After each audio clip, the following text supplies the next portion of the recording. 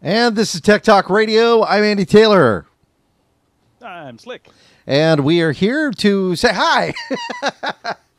Back for another broadcast. The 26th today of May. March. What is wrong with you? Wait, stop out. What's going on here? What happened? It's one of those things, when you get in forced mode and you're like watching the clock and you're going, oh my gosh, I'm 8 minutes behind. And then you're like, okay, as soon as you like crack the mic, you just want to blurt everything out. Oh my! I know it's the last Saturday in the month, but come on, for crying out loud! And you just shake it out, relax. Okay, it's been a fun week. I don't know about you, but Tell me. It's been fun here. Photoshop CS5 Power Users Tour, which we have video. I was going to ask you about that. Yep, we've got video. We'll share an interview with Dave Cross coming up in a bit. Let's see, we've got a couple of interviews in the can that we just need to do some fine touches on them, and we will have those. Suddenly you're out of focus, Slick. I'm thinking I'm losing my vision. They're right. Strange. Let's see if it goes back automatically. There you go. Hello. Get the autofocus on that creative camera there. But I've got a couple of interviews in the can. We talked to some people from Intuit about TurboTax, some cool stuff about that, and then also talked this week with Visioneer. They've got a new mobile scanner, which is actually kind of cool. And so I'll tell you a little bit about that, but you'll be able to listen to the interview with our good friend John Capurso during our week broadcast, which we'll be doing this week. Right, Slick? We will? Oh, yeah. Yes, we will. Yeah. We'll be doing that.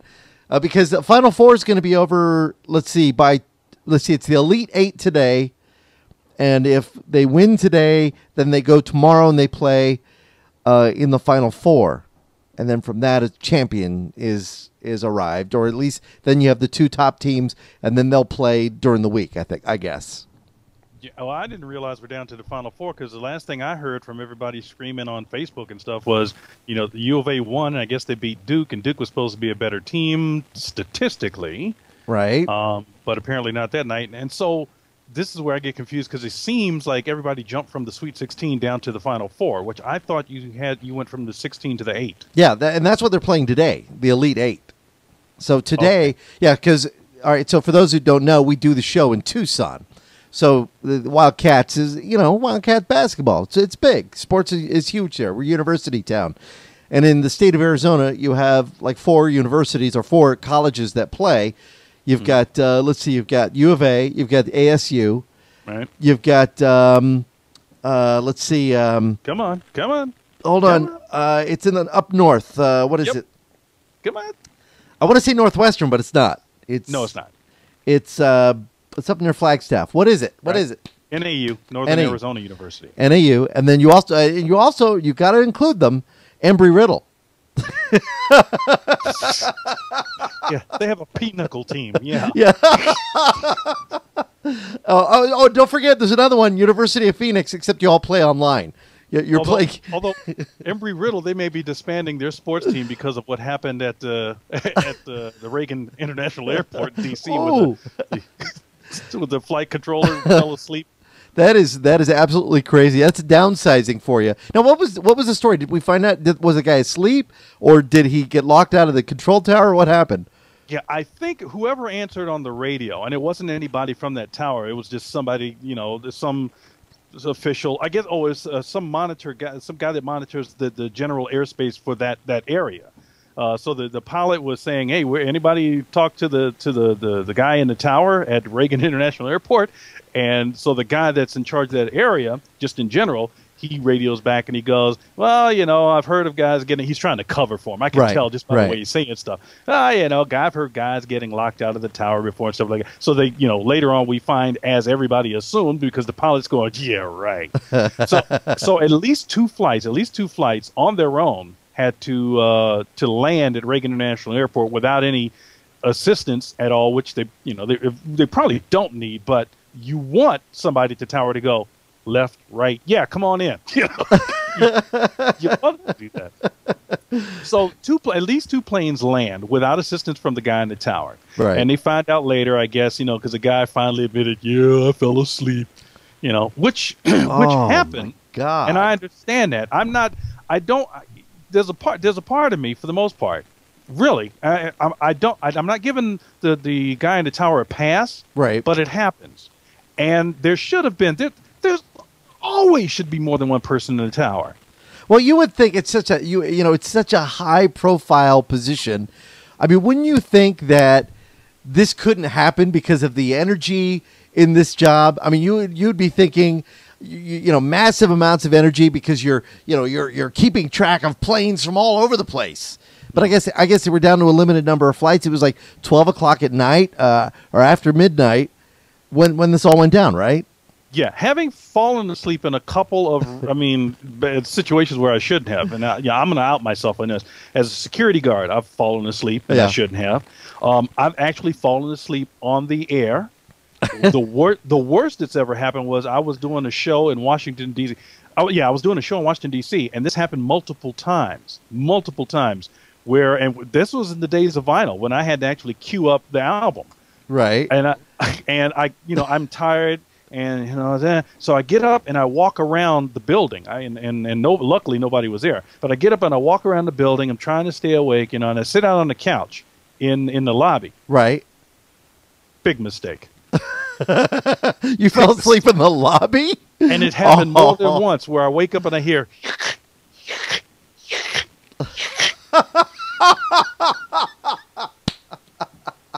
That's great. More than once. Now, outside of that particular radio station that I had worked at, I've been in the studio, I've been on the air and fallen asleep, but I've been in a situation where, I may have nodded off like that, or I may have nodded off during the song and almost missed I had my chin on my hand and the song's fading out. I didn't catch until it was like dead silence. I went, woke up and hit the knobs. But when you actually are out completely and somebody has to either, push you to wake up, or you look at the clock and 30 minutes has gone by, that's a scary thing. Yeah, and I have intentionally. I mean, in my entire career, people ask me, "Don't you want to sit down?" I much rather prefer to work on a stand-up board than a sit-down board, because on a sit-down board you can get comfortable. On a stand-up board, I can stay awake, I can move around, I can breathe, I can stretch. So I would rather work on a stand-up. In general, if I'm in an environment where I really should be awake, even with desks, even in an office environment, I'd rather have a desk that is stand-up height, where I can sit on like a tall stool kind of chair. The third radio station I worked in, the guy who built the studios, no joke, Slick, was 6'9", tall guy. He had to bend down to get in the building, the whole bit. So when he built the stand-up board, I'm not kidding, you had to do this to hit the buttons. You had to reach up? Seriously, it felt like you had to reach up. But no, it's usually stand-up boards are you stand up and they're at arm's length, the buttons. This one, the buttons were like right there. And it was just crazy. Oops, a little something they forgot when they built the studio. Oh, man. I only once in my career, I've never worked at one, but I've seen them. I've seen the boards that are adjustable, and I can think they have them with desks now, too. Well, they do. Yeah. Where, you can move them if you're at a workstation, and I'm taller than you, and I'm working there, and I go away, and the desk is too high for you, you can just, pull a lever, and it comes down to where you want to sit it. So they should put those in a lot of places. Yeah. All right. I have some people asking, they're getting a little frustrated about they think it's their focus. I think you have autofocus turned on, do you? Of course I do. That's why everybody else needs to get an eye exam. All right. Yeah, I was gonna see if we could just get through this without me making any adjustments to it, but I guess I don't not. think so. No, that autofocus. It must be that fly. Maybe that fly did it. There is no fly in this particular room, right? That I'm in today. Because last week it was a fly. Oh, last week was because it was all right. I'm doing this manually, so let me adjust. Actually, I thought Raven was frustrated with that. Actually, Raven just keeps hitting the wrong button and jumping out of the room. Oh, there you go. How's that right there? That's like a bad Sunday night mystery movie. When they're coming to. They have their bandages wrapped off. That's pretty scary. I'm moving forward into the camera. Those of you who are listening to the podcast. All right, there you go. Yeah. I've actually, this is as sharp as it's going to get. I've turned off autofocus. So, wow. I don't know. That's kind of strange. Maybe there's something on the lens. All right, I'll check that. I thought let me see if I can get a little something to smudge it with. Here we go, a little smudge it. Hey, let me clean your eyeball right there. Hold still, everybody. I knew Raven was going to have a comment about something on the lens line. No, I didn't do one of those webcasts last night. Although a couple of nights ago, think of it. Oh Lordy! All right, well, it's I don't weird. Know what to tell you, everybody, that's his. When it's closer. Now, have you got it zoomed in as well? No, I've got it zoomed out. There's zoom in. I don't know if you all can see that or not. Yeah, if it's zoomed all the way out, then that would be take care of that. That's all zoomed out right there. Huh. That's interesting. Yeah. That's interesting because it worked last week. Let's see how it looks at the full screen there. Ooh. All right, for those of you listening to the podcast that are taking it with you, we apologize because you're wondering what the heck we're talking about. Just cross your eyes a little and you see a blurry man. Just don't do it if you're driving listening to this. And that's what you have right there. I'm going to put autofocus back on. I'm going to make a... Oh. I had an idea. I'll put autofocus back on. I was going to do something. All right. Let's see, and then, see what that does. There was something. I'm going to hit this. Whoa. Well, I just turned off my video. Don't worry about it. Don't panic. All right. I'll just turn it back on just to see. It probably should not make a difference. But there was something else I was going to do that had something to do with the autofocus on the cam. I don't know what's going on. I give up. You know what? Maybe we should switch. You ought to send over your cam, and I'll give you mine. No. He's got it in my. Actually, view. no. It looks perfect right now. I don't know what you did. Does it really? Yeah, that looks good. That looks really good. Let me look at the playback. I don't know what happened. Look at that. It's perfect. We found Slick. I don't know, everybody. All right, so tilt it up just a little bit. I hit a button by accident that it was actually on the cam. That shouldn't have made a difference, but hang on. Maybe that did. Maybe there's an auto button on the camera itself. Now all I see is your hair. Your chin's gone. Oh, really? Yeah. I like people to have chins. All right, because we had tilted it down a little bit before. Is that better there? That's you know what? That's much better. Okay, that's really good. Okay. Should I edit this out of the podcast? For the audio, well, we'll leave a little bit of it in for the audio people, just a little, just a taste, so they'll know what they missed. Oh, Raven just gave me a new website to check out. Thanks, Raven. And that's not the one that I was on, was it? It might be, for all I know. Yeah. Anyway, all right. So let's see things that we did this week. So we interviewed Visioneer, we interviewed Intuit, interviewed Dave Cross with Photoshop CS5 Power Users Tour. Talked about that. Went out there. Gloria went with me, and here she is. And I think she had a good time with it. Matter of fact, what are you doing? What is that? That's a Mac. Gloria's wondering what you want to here. Grab it. Let's show the listeners. I had a guy show up here just a little before showtime and wanted to bring me something to see if I could fix it for him. And who remembers this? Ah, yes. Look at that. Oh, there you go. Nice Apple logo. Oh, isn't that nice? Yeah, I remember that. Yeah, I think we all remember these. This is iMac. This is the first iMac, I think, isn't it? Or was the little blue one? No, that's not the first one. No. Yeah, no. The blue one was the first So I'm going to see if I can get this to work for him. I can use that as a hairdryer. Gloria could use it as a hairdryer. I don't know what they were doing with this design, although it's kind of cool. You get the monitor to pivot like that. Well, remember, they got the guy that does all the designs for Macs and stuff like that. I mean, it was a neat unit that he came up with. Yeah, it is. I kind of like the design of it. I think it would be fun to play around with. I almost bought some Macs this week. Last week, they had them for $30, and I didn't get one. I still want to get one to play around with. Steve recommended I go ahead and grab myself an iMac. The Mac Mini. Right. and said you can get them for $500-600, and then I could play around with the Mac OS and actually use it for the broadcast because the computer that we have obviously takes up quite a bit of space, whereas the Mac doesn't. So I don't know. Anyway, so that's one. I've been really busy working on computers too this week. There's been a lot of stuff coming. I had 5 jobs, 5 jobs that came in this week, and one of them I'll tell you. I think I can offer a great piece of advice, Slick. For people who have a computer that is 5 or 6 years old, like this Dell that's right back here. This Dell was actually made in 2003 is when it first came out in the market. The person who brought it to me said that the computer actually was taken by another computer guy that is here in town, and he said, "Oh, I'll do all this to it, and we'll fix it. We'll get you all squared away." She had a 30 gigabyte hard drive in there. So what he did is he sold her a 100 gigabyte hard drive. Okay. Which, in my opinion, is a used drive. Think about that, right? Okay. Went and bought a copy of. He bought. Wait a minute. He said he sold her a used drive, but he told her it was used. I'm sure he told her it was used. If he didn't, I'd be shocked because it's a PATA drive.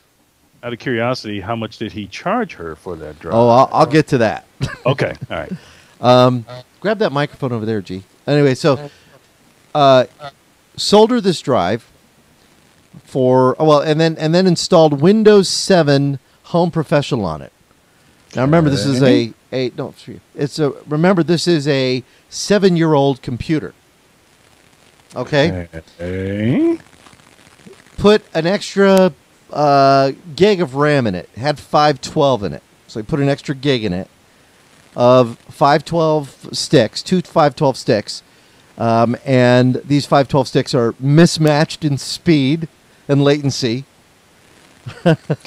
Already. Yeah, it's DDR memory. That's part of the thing.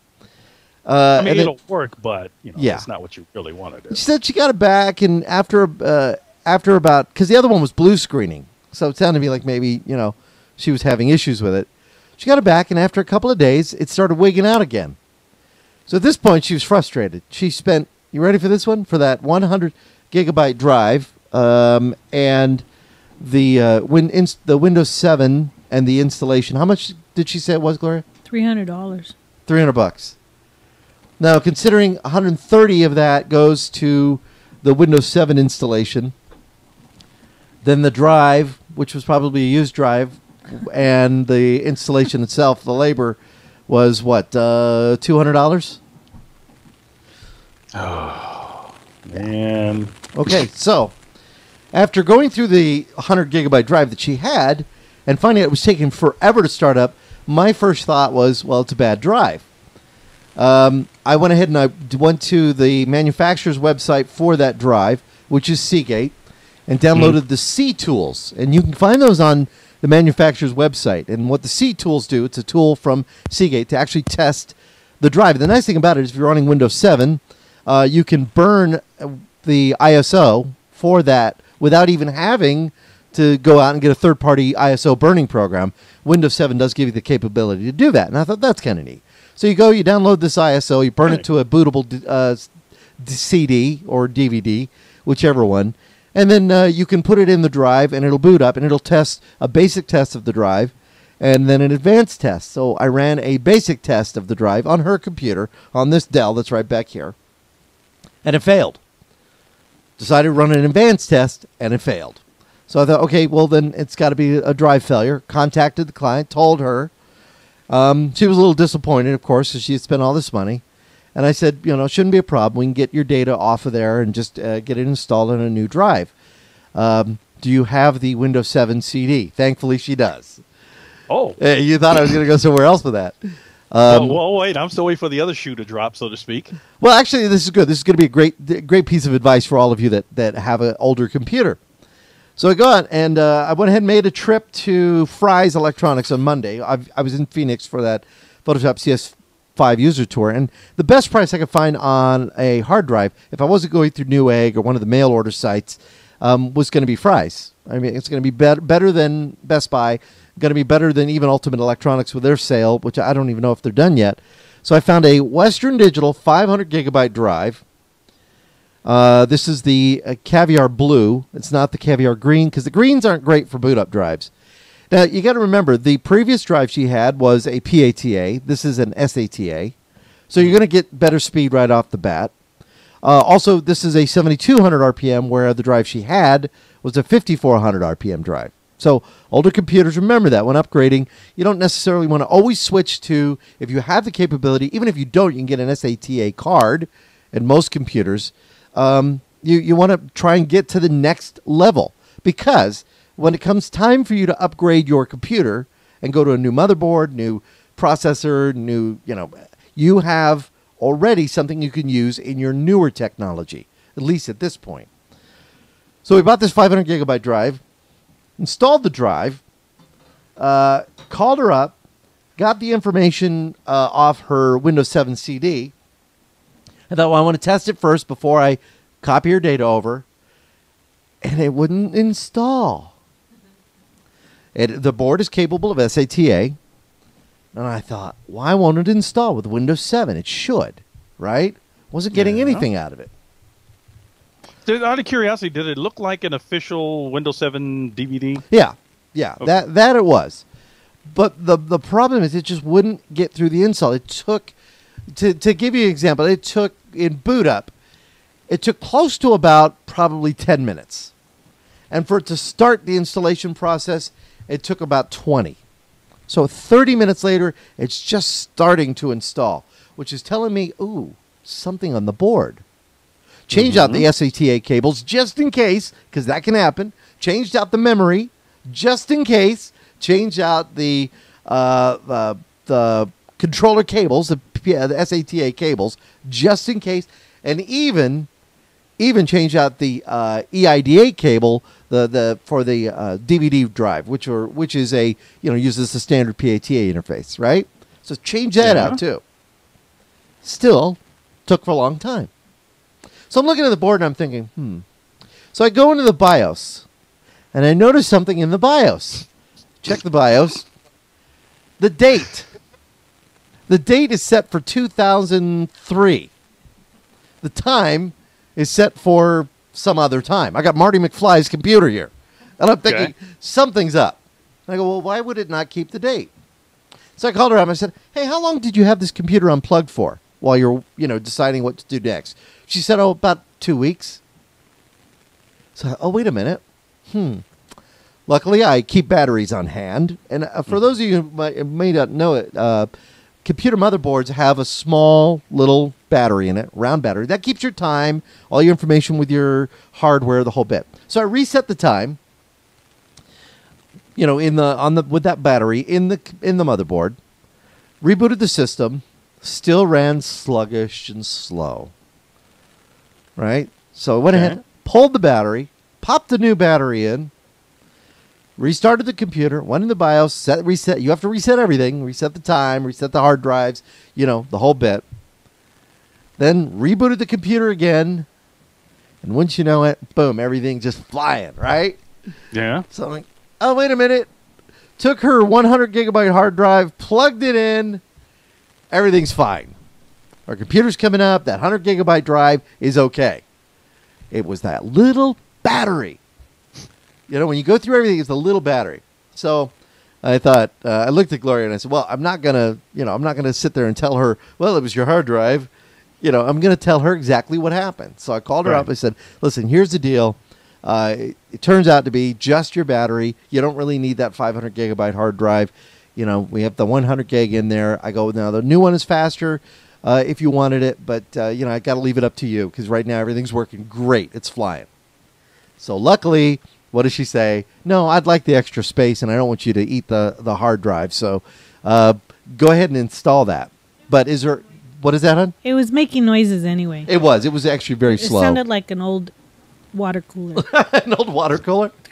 Old AC unit? Yeah, it was making a lot of noise. So I went ahead and decided, okay, go ahead. So the next thing is I really don't want to go through the hassle of installing all of her software, right? Right. Well, nice thing about it, and for those who don't know, you can go to the manufacturer's websites for it, whether it be Seagate or Western Digital, or even the old Mac stores, And you can find tools online for transferring and migrating your hard drive. As long as the target hard drive is that manufacturer's hard drive, more than likely you're going to be able to find a tool for migration. And I'll tell you what, you couldn't ask for anything better. It's the same thing. Basically, I got the old drive, got the new drive, connected them both up into the computer, went ahead and ran the software. I found it on Western Digital's website, and it's called, and this is probably one of the best ones out there on the market, Acronis True Image WD. So you go to the website if you're buying a new drive, and this way you can install the software, and then you tell it, hey, what I'd like to do is copy the entire contents from this drive to this drive. And there's options too. You can do partitions, you can do single partitions, you can do just programs and files or just files, but this one you're cloning the drive. And it went through, it took about maybe a half an hour. It rebooted the computer into a DOS type of mode, went all the way through it, goes through the boot, and then sure enough, there's some people who just pulled up. I think they think we're doing a garage sale or something. So I got the garage open. Hey, you selling that microphone? Yeah, really. Not right now. I'm right? kind of using it. So I go ahead. Oh, I think they're bringing a computer to repair. That's what I think. The Andy Taylor Repair Shop is open for business. Yeah. Oh no, they're picking up my daughter. All right. So we go through. It does it, and then disconnect the 100 gigger. Put the 500 in there. Boots up, and when it's great. It's just phenomenal. So I'm really happy with that. So just a little tip: if you have an older computer and you're thinking maybe it's just performing sluggish, maybe it's not working, this is a great thing. So there you go. Sometimes, well, and I'm not trying to speak ill of the person who had their hands on the computer before you, but sometimes you got to look at everything from square one from the beginning, like Andy did. Yeah, well, and if this is the case, he probably should have gone ahead and replaced the battery. Maybe that's something that would have just said, hey, the computer's kind of old. This is something now I'm going to check from now on. Yeah, and I was just thinking maybe he didn't know to check the battery or the BIOS for whatever reason. I'm just saying. Maybe. Well, I kind of wondered about that because on the top of the computer was still the notes that he had written about the repair. And he was a dirty worker. He left an old receipt from Fry's from God knows when. She's not kidding. When I opened the case, there was a receipt in there from Fry's grocery store inside the case. Inside. It could have started a fire. No, I don't know if it started a fire, but it could have gotten stuck in the fan, and there could have been some problems that way. So it's true. No, that's all right. But let Gloria put forth that it could have started a fire. We'll just back away from that. Yeah, and then on top of the computer in masking tape was the guy's name and what the upgrade was. In masking tape at the top of it. Okay. Yeah, and that happens, I guess. I don't know, but that was just one of the repairs I worked on. Now, there's a good comment in the chat room that I thought was good, and I guess I think as the prices come down, we're starting to look at that now. Is SSD drives. Yeah. They're starting the faster boot operation on the SSD. I mean, all of that is coming into play. That if you have a customer that has an older computer and they can support it, that's one way you might want to go. Yeah. You're right as far as performance goes. Yeah. Rover mentioned Andy Heron's boot CD. That's fine and dandy and everything, but you know what? If you can get it off the manufacturer's website, get it off the manufacturer's website. I think you're going to be much better in that case. I mean, that product may work really well, but again, it's one of those things, the keep it simple theory, Yeah, sometimes keep it simple and supportable. Definitely supportable. So that's one of those things you want to think about. So just pretty good on that one. What? Go on. I was just going to say, speaking of hard drive, unless you got more on the subject you were just speaking of. Well, that was the first hard drive I fixed. I actually did 2 of them this week. But what about the second one? Was anything good on that one? Well, anything good on it? Well, I mean, on the I'll tell you what, I get these hard drives. There's no porn on them. I just I don't look for that.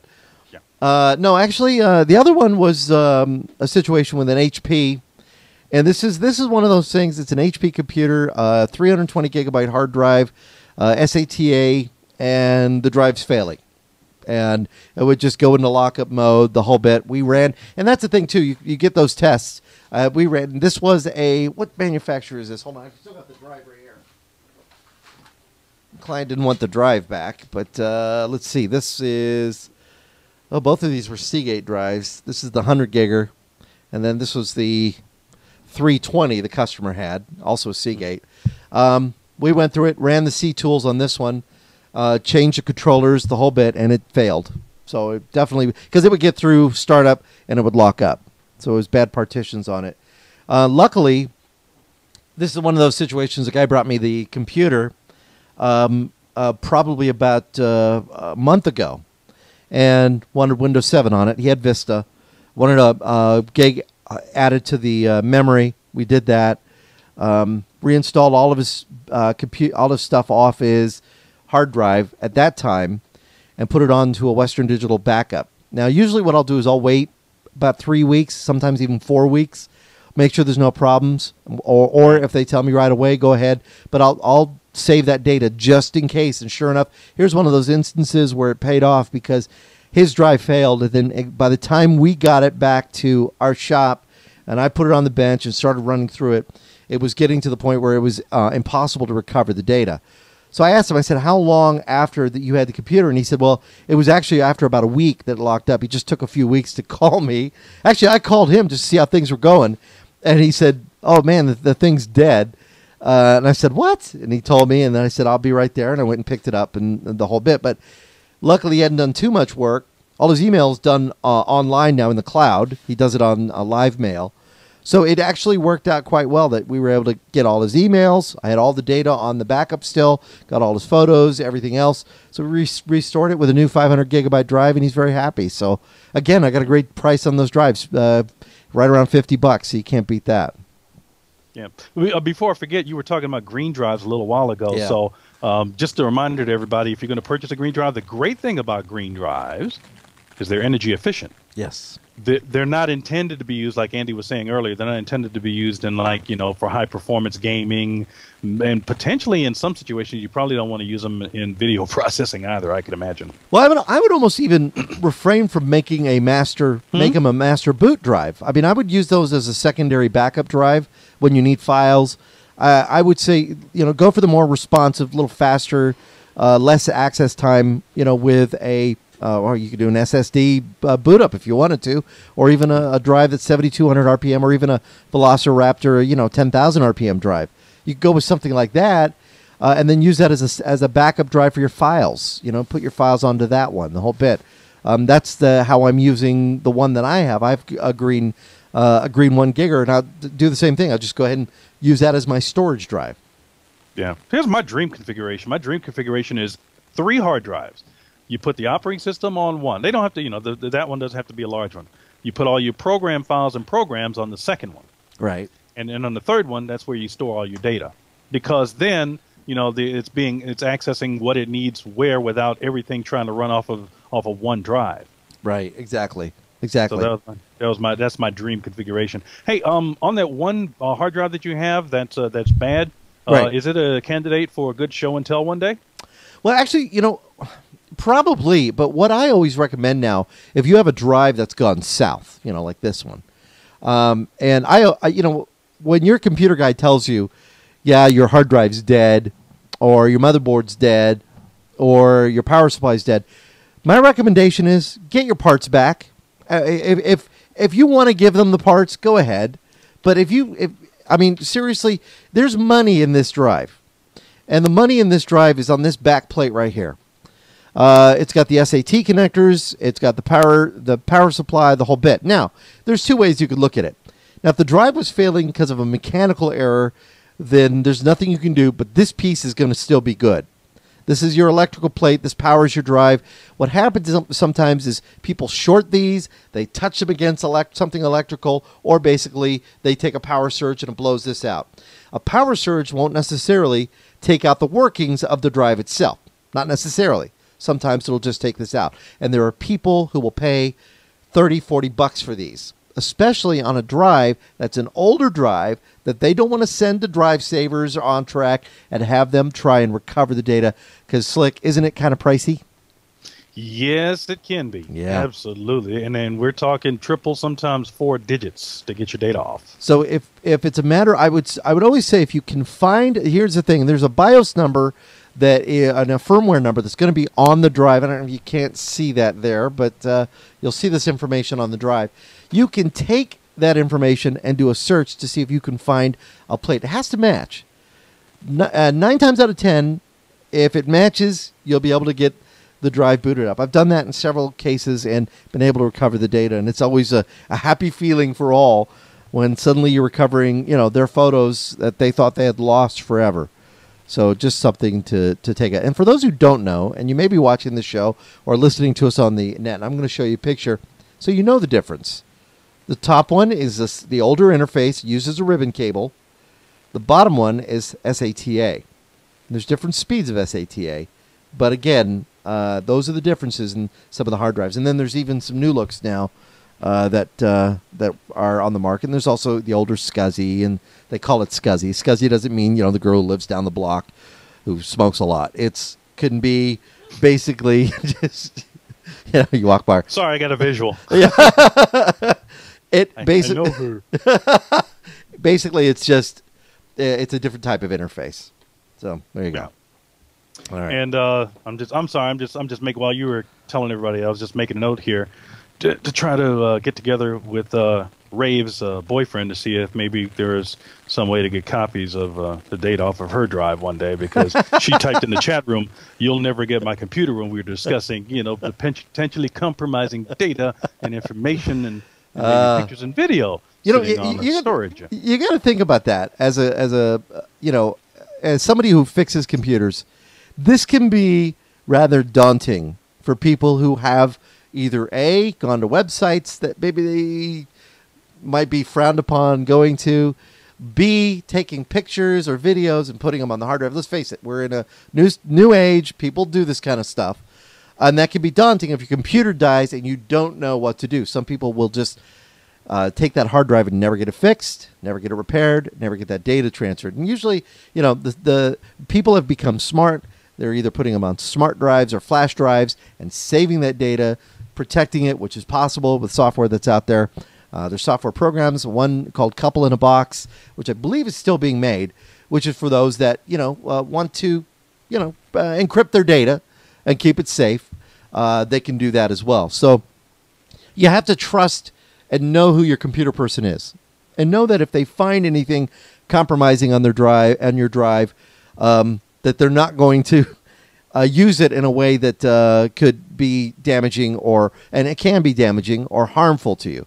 I mean, you go to websites like The Dirty, and you look at that, and people are posting pictures that they've taken of other people and putting them online. That's dangerous. That can not only hurt you in future employment, it can hurt you in relationships. I mean, it can be very damaging. So you've got to think about how that stuff's going to be used, and trust the person that you're dealing with, and maybe get references. Find out, hey, is this person any good? If you go to pick up your computer and the guy's like, hey, found a lot of stuff, then you don't want to ever go to that guy again. You don't want to recommend them. But if you can trust them and you can tell them, here, this is what I want you to recover. This is what I want deleted. I want you to delete my whole drive. You have to hope that, if he tells you, listen, what we're going to do is we're going to make a backup of your entire drive. Before we do that, I will store it, and that data is safe, blah, blah, blah. Yeah, think of it this way. Here's how I like to phrase it. Think of your computer guy as similar to like your gynecologist or your family doctor, meaning he knows all the stuff. I mean, he knows all the dirt about you because he's done the examination, so he knows. But when you're in his office, you can't tell that, you look on his face, he keeps it to himself, keeps his mouth shut. That's the kind of guy you want for your computer guy. Yeah, exactly. Just somebody who they're just there to fix your computer, and they don't have the time.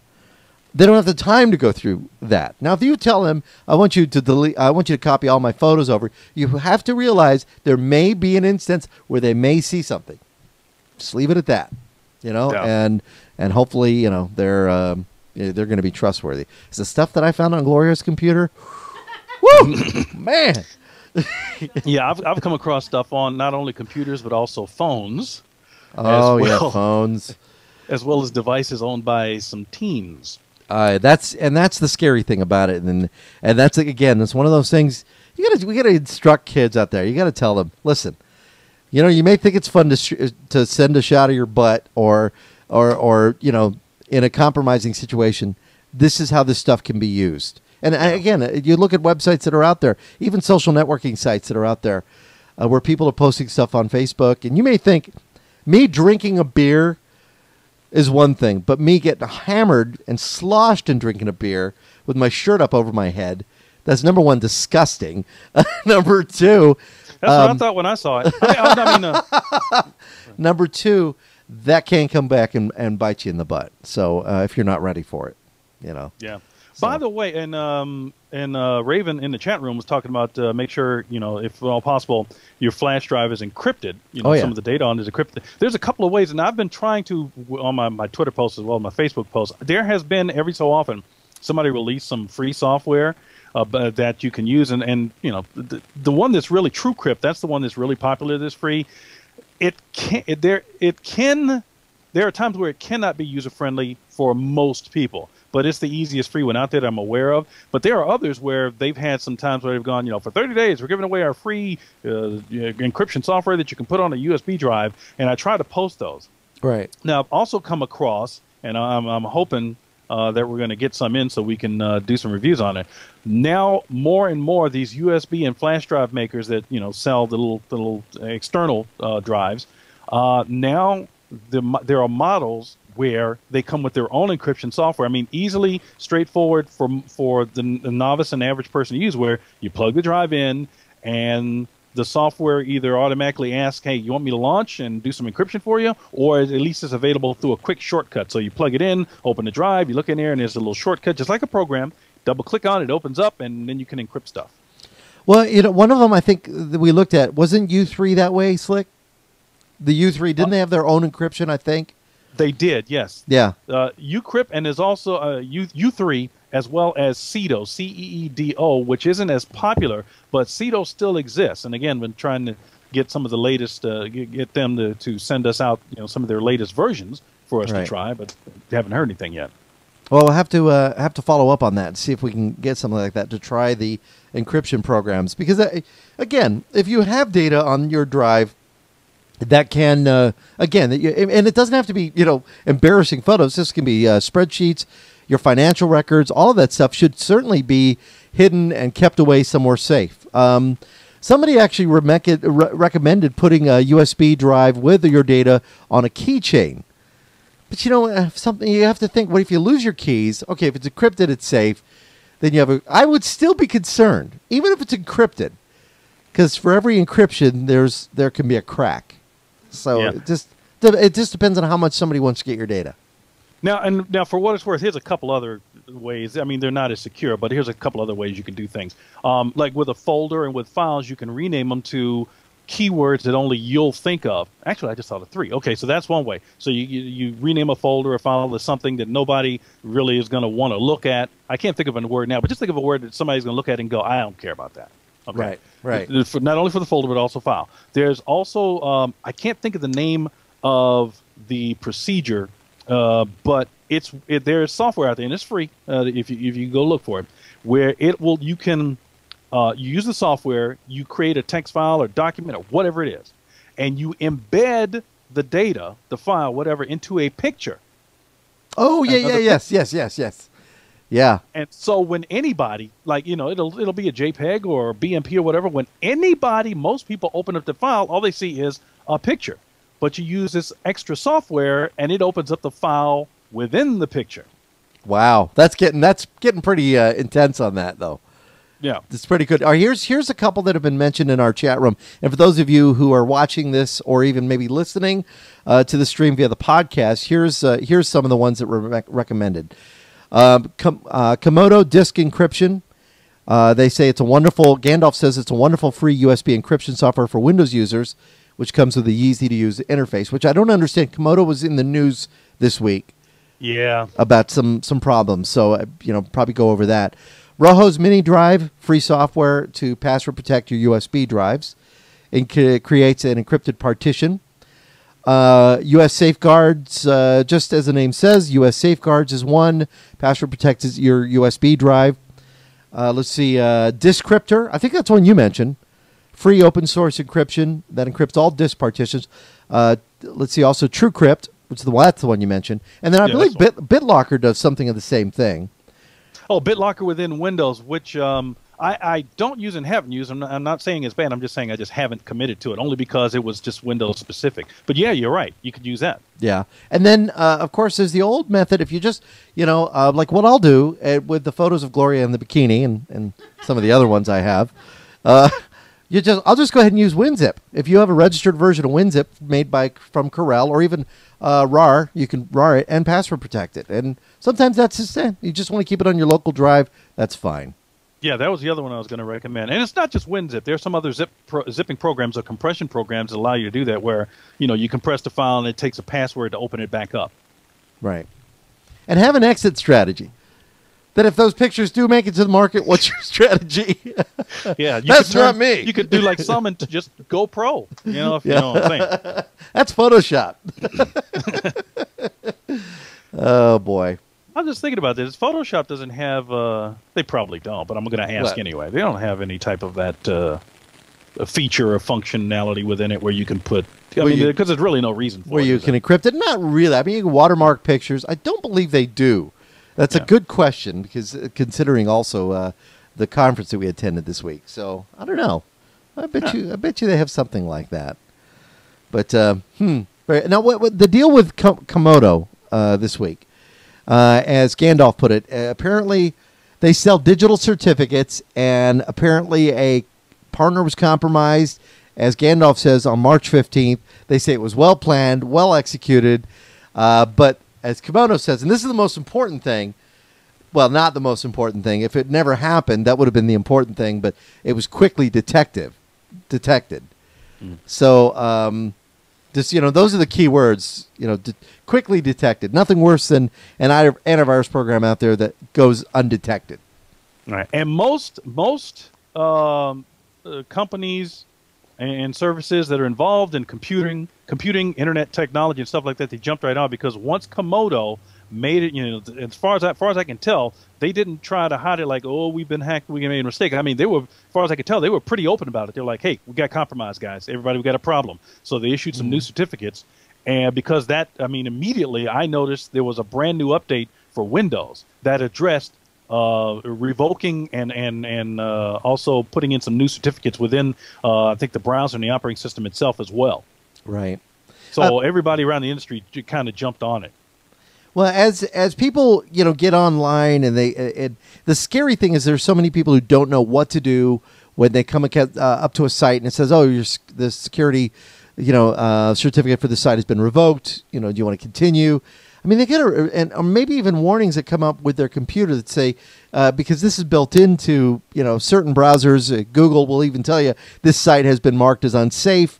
When you're doing a Google search, you got to kind of heed some of those warnings. They'll just go through, full speed ahead and think, oh, well, I've got Windows Defender on here to protect me. Same goes with Facebook. We're seeing that on Facebook now, where people are posting links, and there's a certain amount of what's the ego involved when somebody says, who's searching for me on Facebook? And people fall for this stuff. Yeah, well, a mutual friend of ours had the problem on Facebook. Kev, remember? Did you see his post? Yeah. Yeah, I guess somebody had got access to his account, and he made a post. He said, hey, I think somebody's taken access to my account. And to my surprise, because I posted a comment on his wall, and I said, yeah, you might want to consider stop using some of those games and services that you are allowed to tie into Facebook. And he posted right behind it with an oh yeah. And I went, man, we've been saying that for quite a while, everybody. It happens, and you think, oh, it's safe. I mean, I even get nervous, for example, when we set up our Logitech webcam. You read the fine print, it would scare anybody. Because it's saying, well, we have access to your wall. You're giving us access to your wall. If you want to use the Logitech service or any of the other services that are out there, Creative does the same thing. And you say, I want to go ahead and post a photo to my Facebook. You want to use this program to do that interface. But when you go through and you read the fine print of what it says, you got to wonder about it. Geez, just what am I giving away by having this feature? Couldn't I just save it on my hard drive and post it myself? And we're seeing more and more of this integration. Even Photoshop CS5, even Photoshop CS5 has that integration now to post directly to Facebook. I mean, a lot of stuff does, yeah. Yeah, so you got to wonder what it is. And as Ravencure said, maybe it is that we're lazy. We always look for it to take steps out. Where, hey, just do the extra step and be secure. How secure do you want to be? It's like opening your wallet and spending for an antivirus program or a malware protection program or a router. There are still some people out there that get online that are connected directly to their modem, and they've turned off their firewall because they think it slows down their computer, and yet they're not using a router. Now, Rover mentions he doesn't use social networking. That's fine. All right? That's fine if you don't use social networking, but there are thousands of people out there that do. And believe it or not, even if you don't, that means you don't use it. You can still be compromised by those friends of yours that are using it and sending you stuff. Now, you're a little smarter than you're a lot smarter than the average user. But again, this is one of those cases where what your sister does or your brother does or your kids do or your wife does in the house can affect your computing experience. So there you go. Speaking of security, here's an interesting story that I saw. I'll try not to get too long with this. All right. Did you hear about the guy who accessed his wife's email and found out she was having an affair with an ex-husband? With an ex-husband? Okay. Yeah. Okay. All right. Let me just cover this real quick.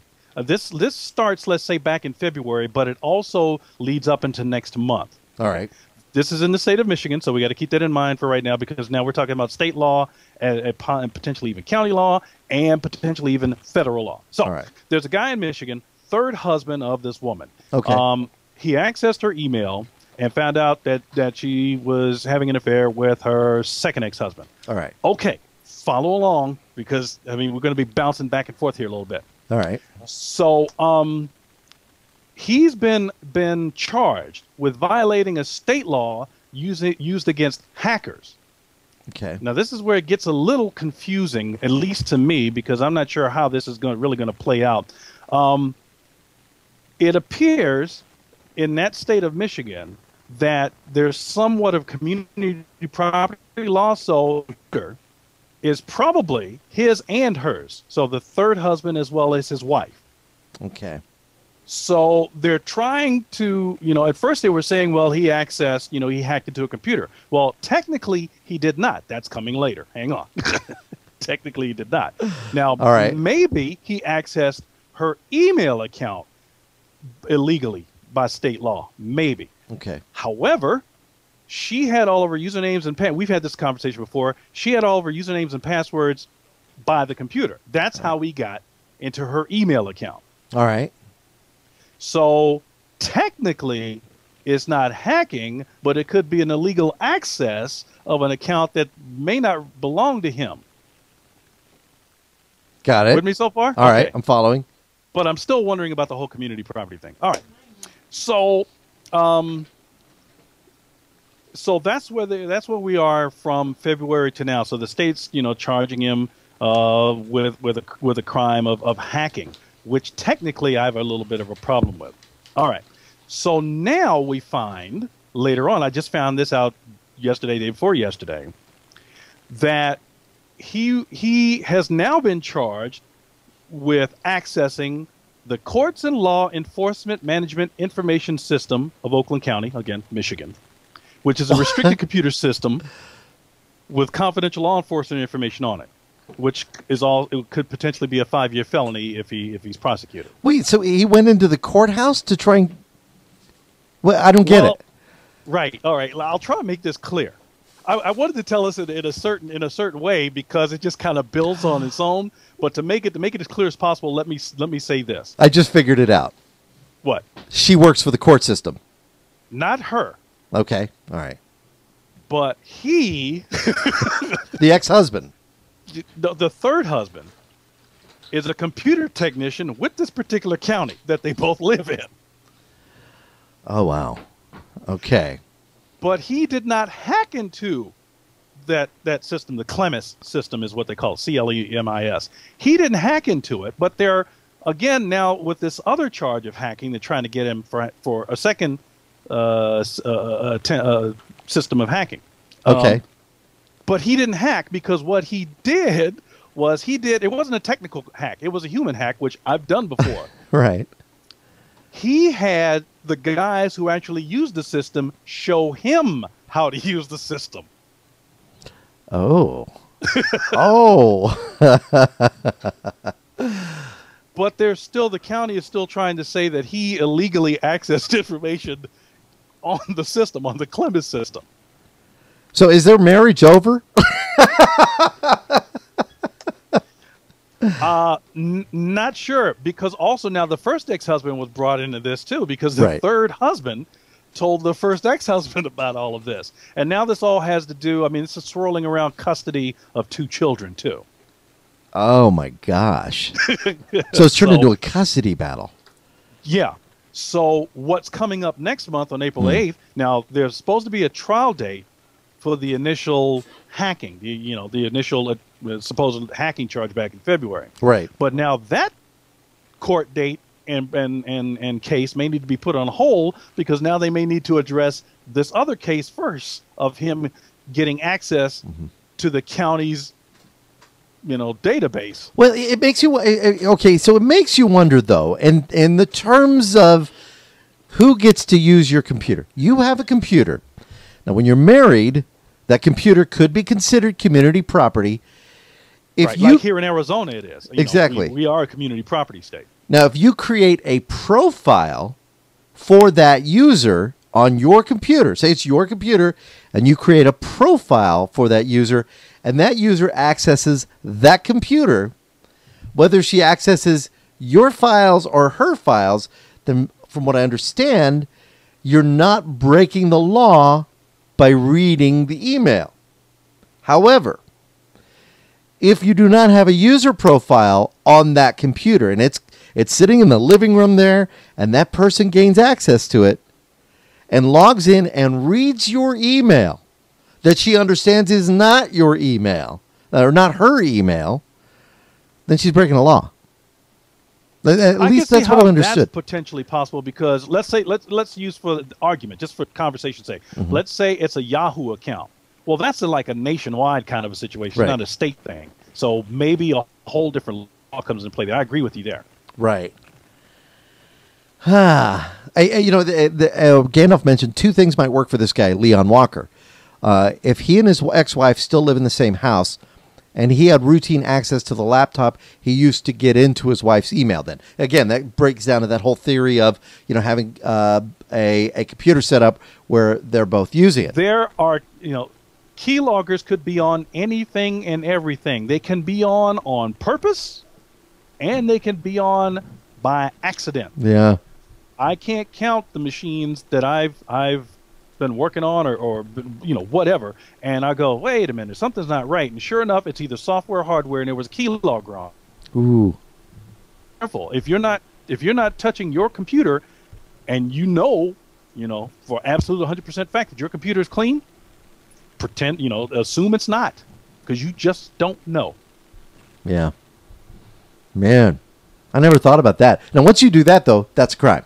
You install a keylogger on somebody's computer, then that's going to be a crime. Unless it is your children and you're in control of the computer and you're trying to let them know that you're keeping an eye on everything. Or a boss. Bosses, I believe the law is an employer can control all data, all information that comes in and out of that company, which means they have the right to a keylogger, they have the right to cache, they have a right to monitoring, which means that they can just log in and see what you're looking at, what you're doing.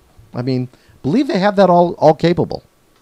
Yeah, and Gandalf's right in the chat room. I was just about to say that. But you have to be informed. They have to inform you. Like when you walk through the door, we've got hidden cameras. We're going to be monitoring your every move. We have hidden microphones. So you need to know. As soon as you cross this threshold, that's the situation you're stepping into. And if you cross the threshold, you're giving us permission. Otherwise, don't come in. There was something in radio. Do you remember this one, Slick?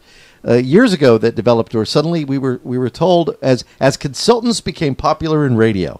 I remember when I first got into radio, you had a consultant that would once in a while call up, check your playlist, and that was about it. But then it became to the point where consultants controlled everything that happened from point A to point B, from spot break to point A to point B, to spot break to point. I mean, the whole hour, the whole day part, everything was all controlled. And suddenly we came up with this term called the listen line. Oh, yeah, I remember the listen line. Yeah. Now, the original intent was, before you had the internet and streaming radio, the original intent was a consultant or an owner or a program director could just tune in by calling a special line and listening to it like over the phone. They would be able to hear, the music, hear the elements. But the listen line turned into something else. It turned into a microphone that was hot 24/7 in the control room, which means I could be running music, but talking to you, Slick, in the studio, and we could be talking about whatever. I could talk about my date with Betty Lou and Aunt Bee's biscuits, and it can be sensitive information. They could use that against me because they could hear it on that listen line, which now ran through the microphone. So instead of hearing the elements of the show, they heard the microphone and the open room. And that's, a lot of people didn't understand what was going on when the listen line changed, and it's just like, Once in a while, that was one I was about to go you one better, because I'm aware of situations where the control room was wired so that when the jock was done with the break or whatever, the owner or whoever could monitor what was being said in the studio. Right, and that was dangerous. Yeah, But the same thing happens on your phones in a system. But the problem is people weren't told about that. They weren't told that this stuff was happening. Here's an interesting question by Rover. We run an internet cafe. Am I allowed to put the said keylogger on a system? Oh, because you run the cafe. Not unless you advise everybody. If you advise everyone there's a keylogger on it, then it's up to them to choose whether or not they run on your computers. And I bet you if you tell people, I have a keylogger, I'm recording everything, you're not going to get any business. Yeah. Plus, you have to. In addition to that, you do have to check with the statutes, the local and state and federal statutes, because sometimes you can, other times it's absolutely against the law. Yeah. Yeah, because so you have to check. They're paying for the service. He said they pay about $6 an hour, but yeah, I think you'd have to disclose that to them. It has to do with not only the technology, but also the particular morality of the administrator, the user, and whatever else, because in the past, I've had monitoring software on my computers, keyloggers, whatever. Right. And I've had it on for a couple of reasons. One is, it's just like for me, at times it's like the history, but it's like the history option on the menu on a browser. I'm like, I forgot what I got. Right now I'm running, like when I put something on the clipboard, on the Windows clippad, I've got something running that monitors about 50 of them for me. Because I get tired of copy paste, or I'll forget and I go, what was that? And then I can pull up the list and go, that's what it was. Yeah. But there are times like keylogger, I can't remember actually I have. You create a brand new account, username, password, all of a sudden you go, I don't remember what it was. So it's come in handy, but with me for that. But before I let anybody use my computer, I warn them. And they go, can I use your computer? And I go, sure. You need to know this though. Right. Now, if you don't want to use it, it's fine by me. This is my computer. I don't care. But you asked me if you could use it, so I'm telling you. We could do a whole show, Slick, on the legal aspects of computing and how we're affected by the things that we do every day. Like, somebody told me I was breaking the law. I probably was, but not realizing it. But what is it? Ignorance of the law is no excuse. Yeah. When I was walking a lot, I would walk around the neighborhood, and go on my little walks to try and lose weight. I would take my iPod with me. And once in a while, I'd come across a house, because I'm walking through neighborhoods, that had Wi-Fi that was open. So I might I'll check my email, That's breaking the law. At least that's what I was told. Because I'm accessing somebody else's Wi-Fi, which in many states is against the law. I think a lot of people don't realize that. You can't just pull up, just like as if somebody gives you the key to their internet. Now, if they tell you, feel free to pull up anytime and access my internet if you need, a connection. That's one thing. But if they give it to you for one-time use while you're out there at their house, and then they come and do it again, just constantly parking in your driveway or somebody else's driveway, then you're in you're in that gray area suddenly because you don't have explicit permission at that time to do that. Now, if you do that and you start looking at their files, again, you're running into that what could be considered a gray area. So we should get somebody who knows an attorney on here sometime to talk about that, but somebody that's well versed in the law and how it protects the user, not the person who's going in and doing this stuff. I agree. Yeah. Oh, speaking of security, here's something else that came up in the news today that I want to make everybody. I mean, I'm hoping that it doesn't come across anybody comes across this, but you just never know. I got this story from ZDNet.com. The headline says, and it's a very short story. Yeah. The headline says, "Spamvertised Post Office Express Mail (USPS) emails lead to malware." I saw something about that. Yeah. Is it directing you to a website? Well, let's see. It sends you the sample. The sample line or the subject line usually says, "Post Express information. Your package is available for pickup," and then it gives you some number. Right. So then you open the message, and depending on how you have your email application sent, there's an attachment, there's an exe, an executable, an application that if you double click on it, I mean, it's even in sometimes this is in a zip file. It'll open up a message, and it'll say, "Dear client, email notice number, whatever it is. Your package has been returned to the Post Express office. Post Express office. The reason for the return is whatever the message is. Attached mailing label, blah, blah, blah, blah, blah. Thank you for using our services." Right. But you don't know what's now happened to your computer now that you've executed that file.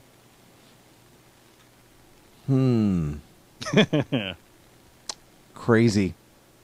And they even send, I think they're even using the logo from the United States Postal Service. Well, it's like the same scam. Remember the scams that were going on with the banks? You think you're getting something from your bank, and even when you follow it, it just looks authentic. It's amazing what one letter off can do. You know, my rich uncle in Qatar is still sending me stuff. It's just one of those things. And I don't know if you saw the news this week. LinkedIn is really poising itself to go IPO. And they're saying that LinkedIn could do as well as Twitter and Facebook, but for the professional community. I kind of like it. I do kind of like it. I've been able to make connection with, people that are in the computer technology business, as well as acting, directing, and as well as television. So it's kind of neat. Yeah, I took my time about getting to LinkedIn, but there were actually some people on LinkedIn where I go, well, it's because these people are on, so it's, if they're on it, I should be on it. Yeah, and exactly. Then now with Facebook, I got on it only because you guys wouldn't let up off of me. You were telling me I had to be on Facebook, and that's why I joined it as a professional, right? And I was using it that way. And I'm not saying Facebook is bad. I'm just saying, that's why it took so long to get on Facebook. I didn't join until I realized, okay, all of my peers are on Facebook. It makes sense now to go ahead and join Facebook. And then when I did join Facebook, I decided I got to have two separate accounts. I got to have a personal and professional because I don't want to mix up my mother and my aunts. Yeah. And everybody with all my professional people. So I had to use, I know it's against the rules, but then again, Mr. Zuckerberg, you broke the rule too. Yes, he did. He put his dog on Facebook. That's right. He broke the rule. So I don't want to hear anything from Zuckerberg and his cronies about terms of service. Ever. Well, you have, let's face it, for those that are in the business of broadcasting, we have two succinct personalities. What you have here is a personality that I live probably 80% of my life. For my legal business, I have another personality. I have another person. I have another Andy Taylor is not my real name. I'll just say it.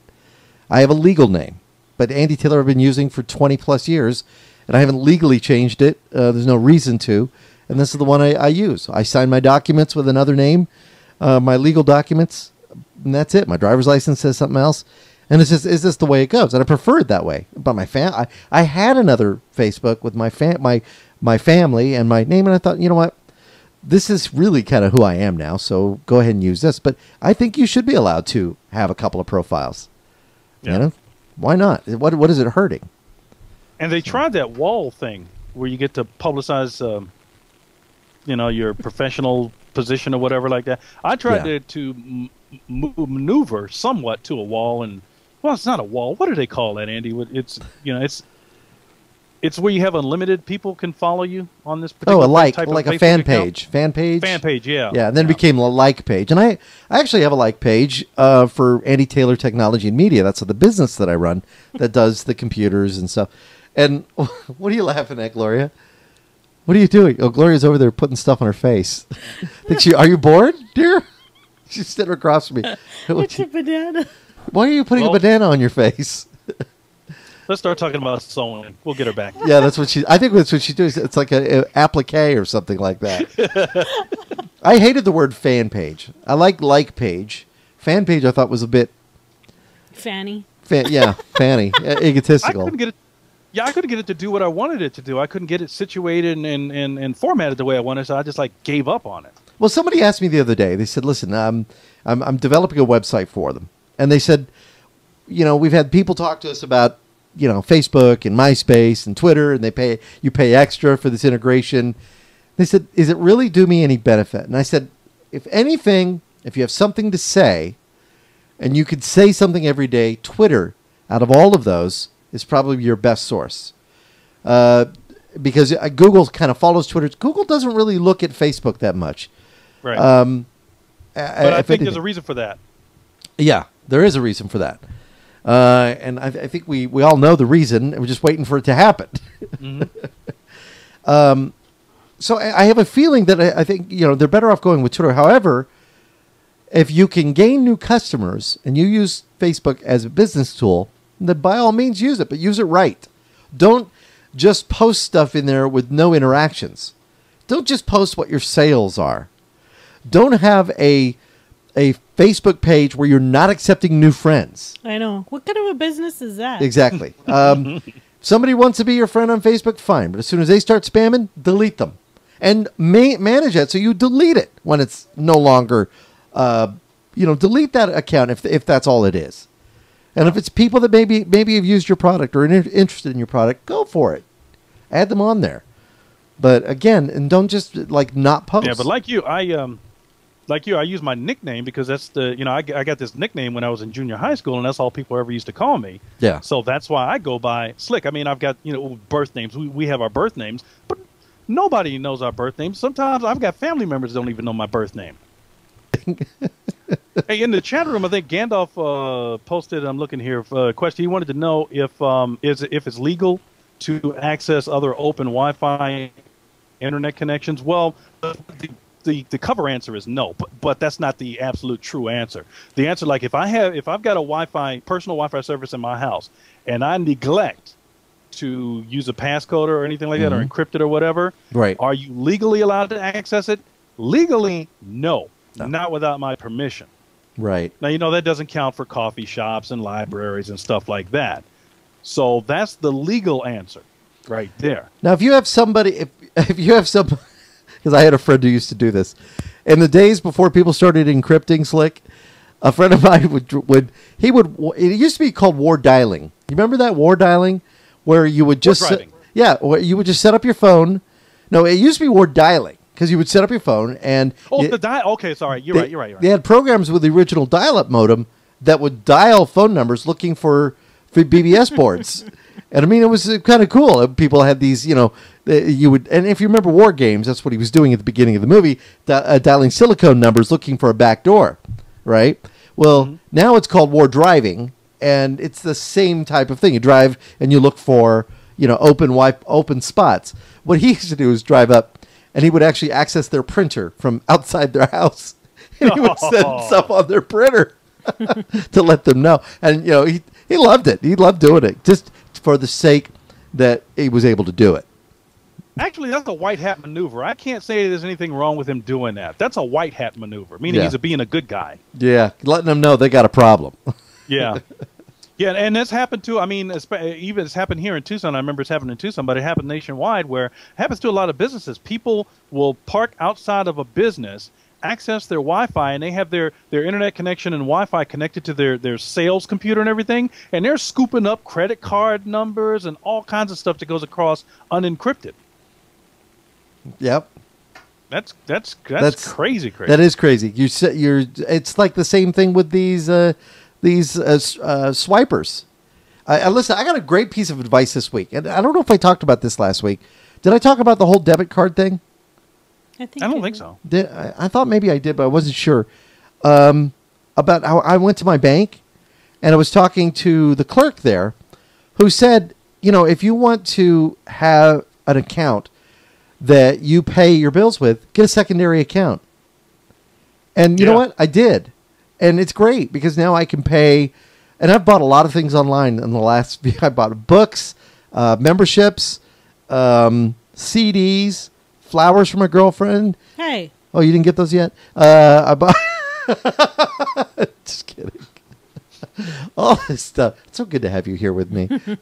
But all this stuff online, and I use this secondary card. This way, it doesn't jeopardize the first card. Also, if you're going to buy anything, use a Visa rather than a debit card, because debit cards are not held as you don't have the same protections that you do. So just and if you can't get the Visa, use the prepaid. That's good for it too. Those are great to have. That's what you should do with your phones too, especially when you have kids. Oh yeah, that's right. Yeah.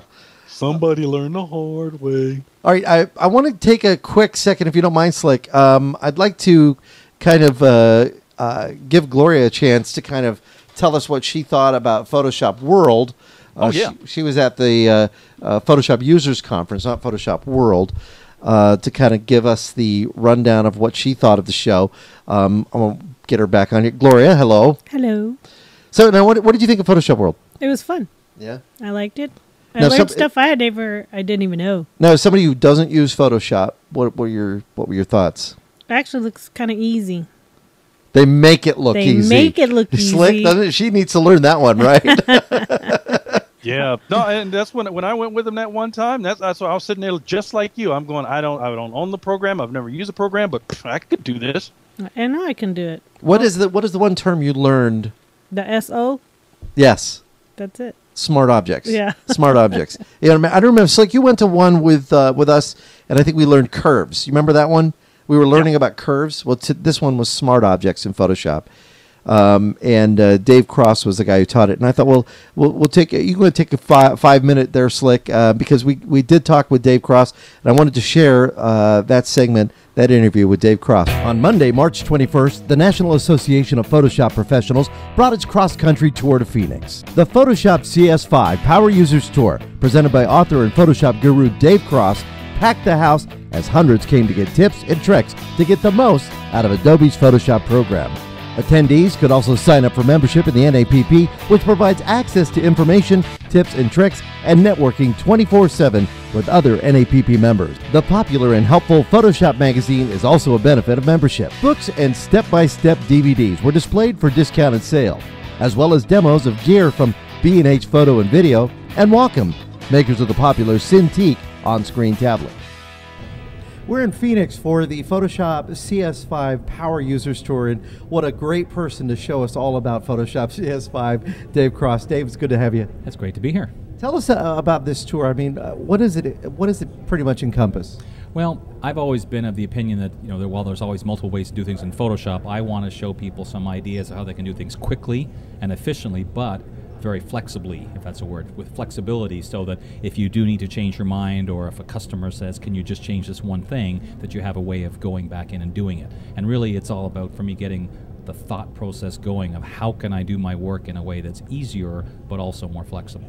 And the amazing thing here is we learn so much usually, and it's usually by a key term. I remember one of the previous courses we've been through here in Phoenix, the word curves came into play. Now we're hearing a lot about smart objects. Yeah, well, and frankly, I'm kind of, I think, somewhat the exception. In my office, they actually call me the smart object whisperer, because I use smart objects. I'm always going, how can I do it with smart objects? Because I've always semi-jokingly called myself a very lazy Photoshop user. So I want to do things in a way that's easily changeable. To edit smart objects, that's what they do. I mean, by nature, it's very easy to change your mind. So I try to always be thinking smart objects as much as possible.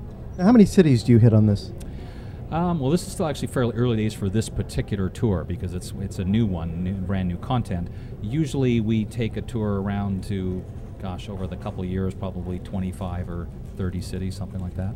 And it's not just closed off to members of the NAPP. Pretty much anybody can come that wants to pay the admission. Oh yeah, you bet. Now NAP members do get a discounted price for attending, but it's open to anyone, and just part of our goal is to both educate people about Photoshop, but also see the kind of things that we do at NAP. Who would you say is the target audience for it? Well, this particular one, it's some of our other tours are called like the digital photography tour. This one, because it's called Power User Tour, really my goal is to help turn people into power users. That means even if you're fairly new, some things right now you may go, I'm not sure what he's talking about, but over time you will. And that's part of the advantage of the workbook we give out, is you still have your notes so that 6 months from now something might tweak and you kind of go, oh, I remember that, and go back and look at it, and again, hopefully to make you more efficient as you're working. Now, I notice you're all over the web. You've got blogs. You've got, basically tips online. What would be the best way that somebody could go online and find out more info? Well, there's a couple of things. First of all, kelbytv.com is where we have all of the podcasts that we do as a group, so including mine, which is called Ask Dave, and also Photoshop User TV and D-Town and things like that. My personal blog is dcross.com, and I'm just now launching a training center in Tampa, Florida, and that's under Dave Cross Workshop, so you can find that information there too. All right, what's the biggest jaw dropper here that you usually see the audience, they drop the jaws? I can do that. I'd say it's either smart objects or the whole content-aware fill, because usually the first time people see what you can do with content-aware fill, and the fact that it really does live up to its promise is probably the biggest jaw drop. The first time I ever used it, that's what you got out of me. Right, exactly. It's good stuff. Well, Photoshop World is coming up as well. You'll have, Orlando and Vegas. Right, Orlando's coming up in just a few weeks, and then a couple of weeks, and then Vegas in the fall, in September, October timeframe. It's our big event. Well, Dave, thanks for spending some time and talking to us here in Phoenix. My pleasure. For more information on tours in your area or the Photoshop World Conference, visit www.photoshopuser.com. From Phoenix, it's Andy Taylor for Tech Talk Radio. All right, so that was Dave Cross, and here's the book they give you, Photoshop CS5 Power Users Tour. Cool book, full of great tips.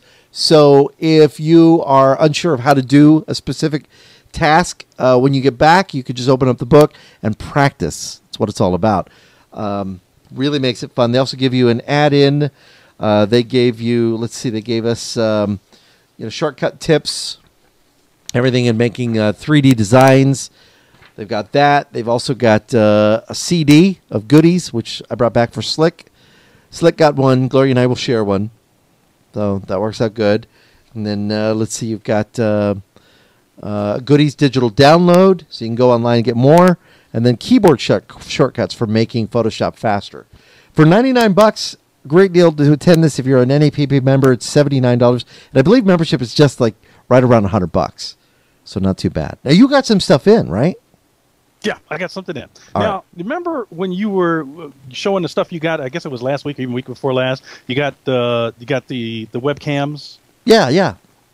And I'm trying to think, what else did you get? But you also got the mouse. Do you have your mouse handy, the little motor mouse? The motor mouse. I've had that for a while, actually. But yeah, hold on.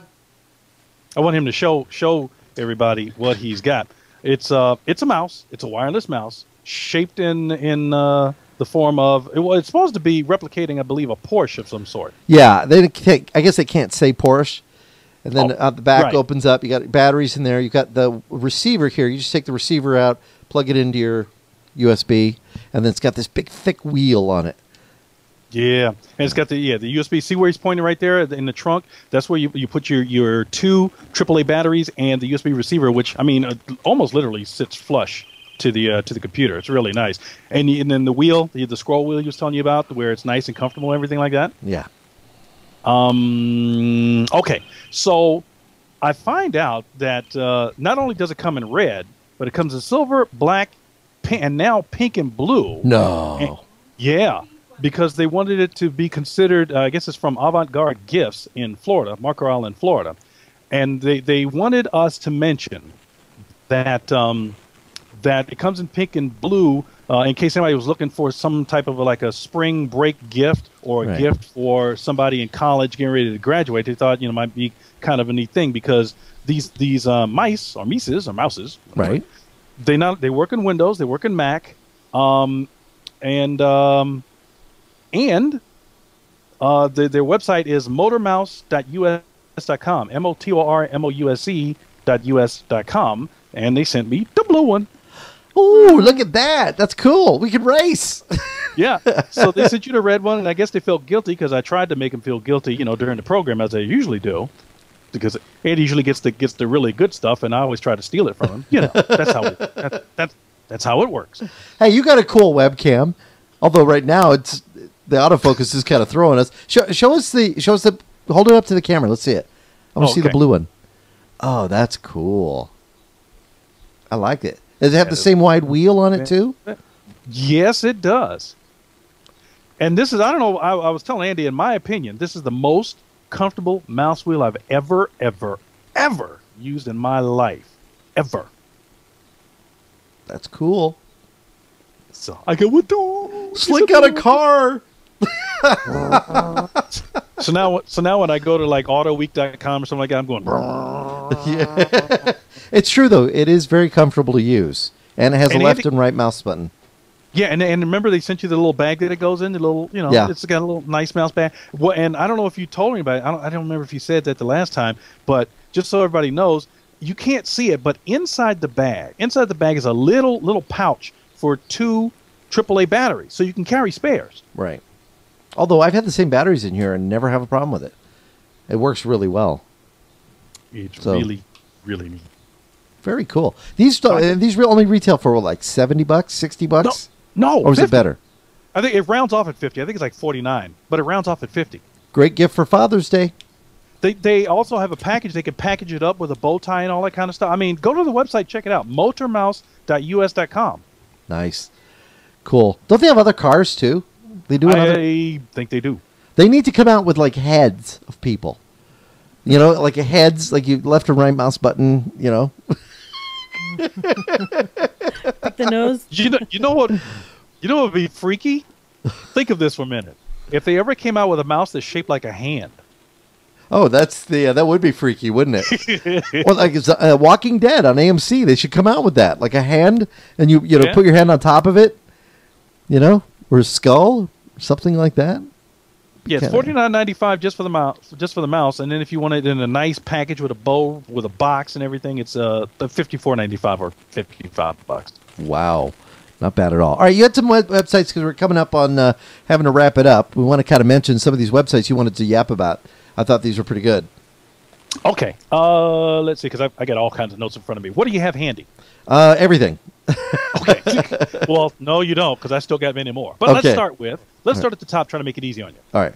Firefox 4 came out. Ooh, Firefox 4. Nice. It is now available.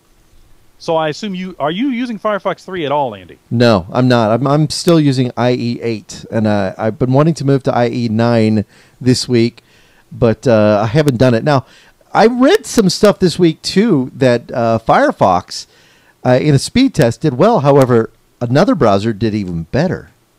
Yeah. This was, and I think I even have that up. I'm looking at a report on download.cnet.com, and the title of the article, which may even have been released today. Let me double check. No, yesterday. Pardon me. It's the title of the article is Benchmark Battle: Chrome versus IE versus Firefox. Now, depending on certain things, each browser seems to beat, and also with different benchmarks and different benchmarking software, each browser wins its own little battle. But in my view, based on the article, in general, the summary is that Chrome is still faster than Firefox 4, but Firefox 4 is lighter and better in use of memory than Chrome. Right. And Internet Explorer 9, though I'm not bad-mouthing Internet Explorer 9, now that I've had a chance to spend a week with it, I only use it as a last resort. One, because I don't want to have to install Adobe Flash. I just don't want to. That's me. Right. Also, one of the things that kind of left a bad taste in my mouth about Internet Explorer 9 is that when I copy a web address and I put it in the address bar in Chrome and in the address bar in Firefox 4, I can right-click and go paste and go. That option, that feature is not available in Internet Explorer 9, and I just get tired of it. In order to not take my hand off the mouse, I have to go, File, Open URL, right-click, paste, and then click OK, and then I can go to it. Right.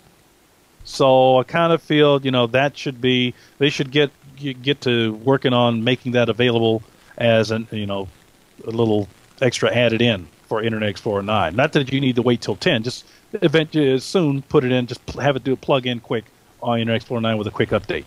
All right. Okay. So yeah, that's what that article is. All right. I like that. Now, Opera did pretty well. Did it? Yes, Opera, and it surprised me because Opera was actually scoring very well in some of the tests that were done, and to the point where I was like, wait a minute, how is Opera doing so good out of the box now? Suddenly it's come out of nowhere. And I thought, well, that's interesting. I think it said 71%. As far as the speed test, it garnered a 71% score, which was supposedly great. Opera is a good browser. I'm not totally against Opera. I've just had some negative experiences with Opera, meaning that Opera didn't work the way I wanted it to. There were some sites where the sites didn't render properly, but it's got some, as I remember, it's got some neat features. When you mentioned Opera last week, I made a note to try to download it and try it again. I just haven't gotten around to it this week. But I mean, one of the things I did like about it, which I assume is still there, is right. They have a little button where when you go to a website, you can disable all images real quick. Mm-hmm. So you can just get the text, because some sites are just way too graphics and multimedia heavy, and I'm just like, look, just give me the links. Take me to the site. Just give me the HTML. Right. All right. Good. All right. What next? So That's Firefox. Meaning to go to that. Yeah. Then there's also another project that's not as popular as Firefox that Mozilla's had in the works for a while now. It's a project called SeaMonkey. Oh, okay. All right. So SeaMonkey, go ahead and pull that up there. There you go. All right. Sea monkeys. Those are cute. I always wondered how they really work. Andy? Yeah? That's not the SeaMonkey that I had in mind. Well, although they are cute. And the sea monkeys, those little things that swim around, No. that. Let me see if I can help and you out. They're international too now. I mean, look at those guys. I understand that. I realize that. Those are adorable. But that's not what I had in mind. You ready? Oh. Let me give you the proper URL. Okay, go ahead. But save that one, because maybe we can do a review on them later. All right. I'm just saying. Is this the one?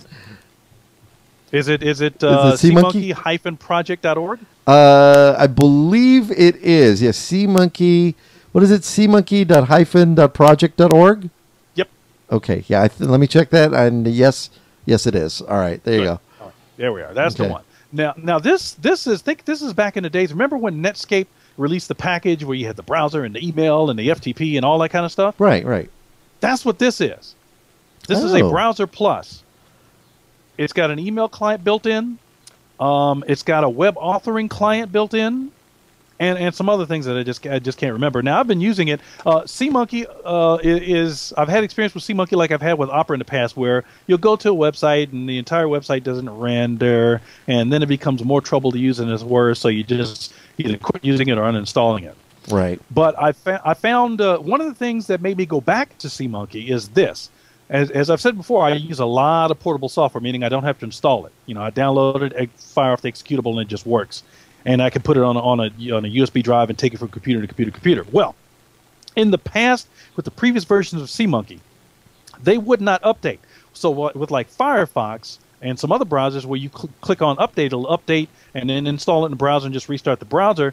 In the past, I wasn't able to get that to do that with the portable version of SeaMonkey. But I just found just yesterday that now it does with the portable version of SeaMonkey that I use. So and even the installable version of SeaMonkey that everybody uses, but again, before you had to uninstall it, restart your computer, and install the latest version of SeaMonkey. Now you don't have to do that. So now I do recommend that people take a look at SeaMonkey. I'm not going to say it's the greatest browser and it's going to replace anything, but it's got some neat toys in it. Very cool. I like the fact that it's all in one, because that's been missing for a while. People have said, well, wait a minute, I'd like to be able to get everything. I mean, now what a good time, because Windows, doesn't include Outlook Express anymore. It even if you've used Vista, you had Live Mail. I mean, it doesn't even do that anymore. Now you have to go online, you have to download the Live Mail service from Microsoft. So if people are looking at something that is all in one, this might be a great time to get more of that market. Also, you get IRC chat built right in here. So you could basically, the chat that we're doing on our website integrated, you could do that right within your own browser. Right. That's kind of neat. I couldn't remember all of the stuff that's in it because I don't have. I've got it available to me. I just didn't open up SeaMonkey just yet. All right. Very cool. So. I like it. Good one. Links will be posted. Okie doke. I still like the original monkeys too. Something about Dell doing something too. Yeah, Dell has released their, as far as we know, the very first Spanish language laptop slash computer. I think it's the very first Spanish language computer, but Ooh. it's a laptop. It's the Inspiron M5030. It's got a Spanish keyboard, so you've got an Enya key, the N with the little squiggly on top, the tilde on top. Right. It averages at $499 or $500. However, it appears for the moment that it's only available through a company called Brand Smart USA in their stores in Florida and Georgia. So if you go to their website, you might be able to get one from their website. I don't know. I haven't been to the website. But right now, they're considering releasing it nationwide, but they wanted to do it. And I don't know why it's just Florida and Georgia. I know why Florida, because it's close to Cuba and you got a lot of, the Spanish population there. I understand that. But you also got New Mexico, Arizona, and California, too. But, all right, Wow. whatever. Cool. I like that. Google, they're doing something? Google, and I don't have it open on my screen, but I believe you do. Google, the search engine, now supports, as far as language goes, they support Cherokee. Cherokee?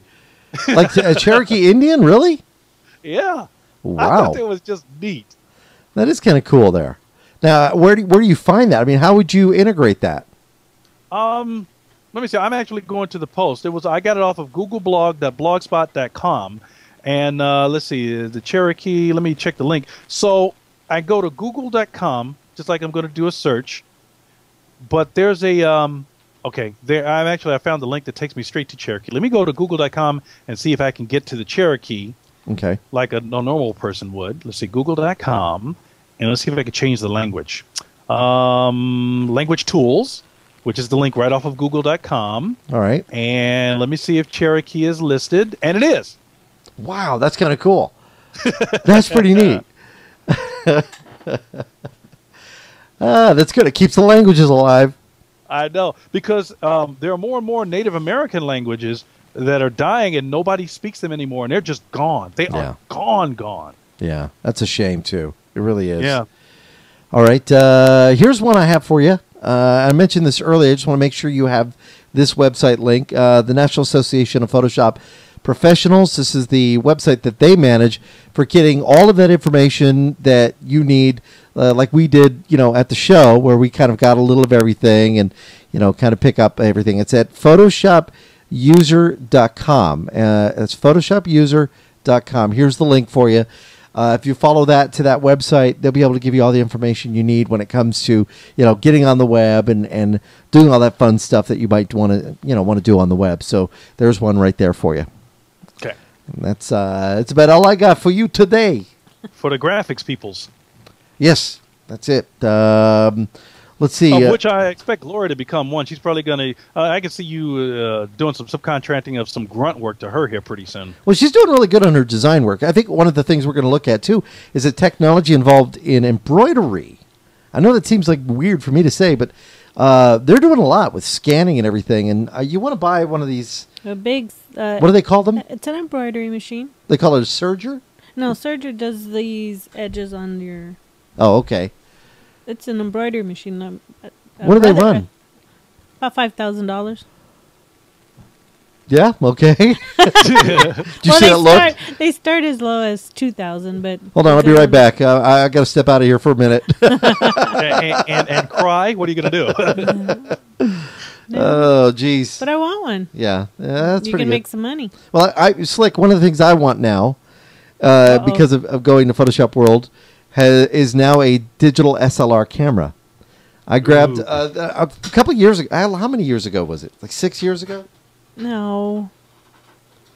4 years ago, maybe. 4 years ago, I bought this. This is a Pentax 35 millimeter film camera. And so just the experience I had this week, I love playing with the lens, using depth of field and depth of focus shots, the whole bit. Getting some really neat angles and everything. I love this camera. It's a nice camera. It was and this was like I think at the time this was about $399, maybe $400. Yeah. So I decided I'm going to get this camera out so I can have some control over this, and I started taking some shots, and then I had to take it to the developer. I had to take it to Walgreens, get it developed. $12 later, bring it back, scan the pictures in that came out. A lot of them look grainy. And and it was funny because I would take the picture and then I would do what I needed to do, and then I would like look, but can't see the picture I just took. So that's the old days. This is what a photographer used. And I wasn't happy with the results. Too many steps. Too many steps, too expensive when digital is available. But the cameras, and I started looking this week, and I had a customer that asked me as well, and I posted this on my Facebook page, as what would be the better solution, Canon or Nikon, when it comes out. This is a Pentax, and they still make them. I believe even Digital. There's another company that also makes digital SLR as well. Casio, I think, makes some, and Toshiba, I think, even has one. So I don't know. I think fine. that's the way to go, but the price is varied. You could start at $499 and go all the way up to $3,000 Or more. Yeah. or more. Now the client says they only want to spend $1,300, and I think that's the range I want to save up to get, because I can't buy stuff on credit anymore. Right.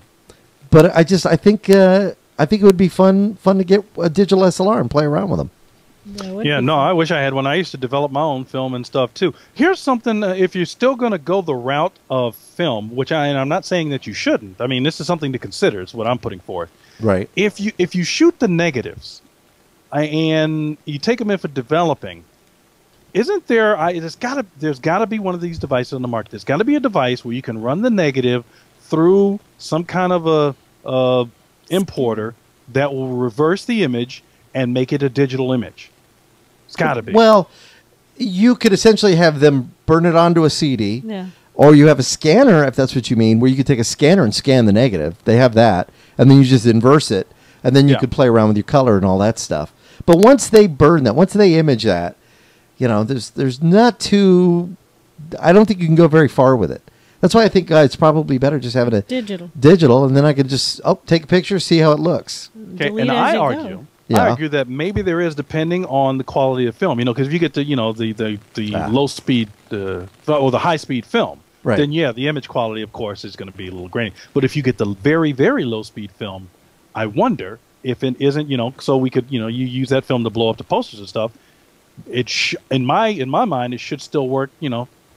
That you're going to get very high quality reverse images. One thing I did do is I did take the ASA 200 film, a reel that we found in the garage, that is about maybe how old did we figure? About 13 years old?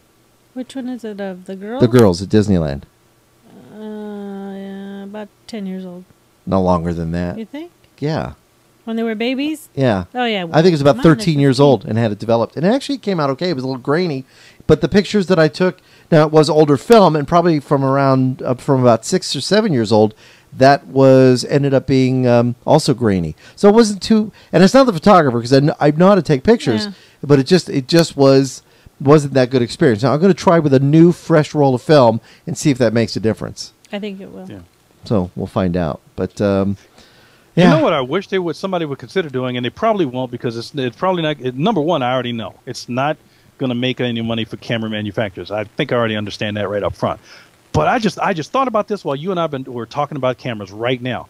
What somebody should come up with is a little digital insert for film cameras to replace the film, where you fit it right in the back of the body, and it just records the images digitally.